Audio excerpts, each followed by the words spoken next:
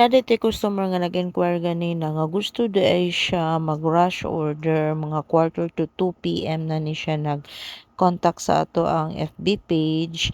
Tapos gusto niya 6 PM niya need ang kakanin. Daghan-daghan pud ni iyang order murag duha ata ni siya nga set nga bundle nga kakanin.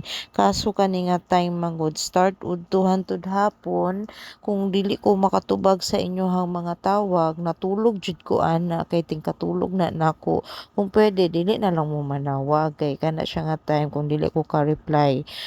Kung pwede dili jud ko magpapukaw kung dili lang jud siya emergency kay once maputol na bitaw akong tulog di na ako kabalik og tulog mao nang dili ko nila ginadisturbo bahalag dili ko kakaon ana pag mata na lang nako kumukaon. So mao to siya no nga ang order nga gusto siya alas 6 sa gabi niya kuwaon tapos 2:00 na siya sa hapon. Sorry to say po sa ato ang mga umaabot nga customer sa gusto mag-inquire, wala tay rush order diring dapita.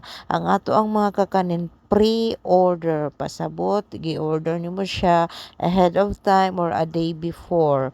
Kung gusto man mo mag-rush order, mag-avail na lang mo sa among excess pero kana siya dili na siya guaranteed nga naa tay excess everyday kay excess meaning mo depende ra ta sa sobra nga kakanin ana nga day. So kung late mo nag-order, excess ra gyud akong ma-offer sa inyo ha. Maura na siya karong adlaw. Salamat. Follow for more. Only from Jang's Kitchen.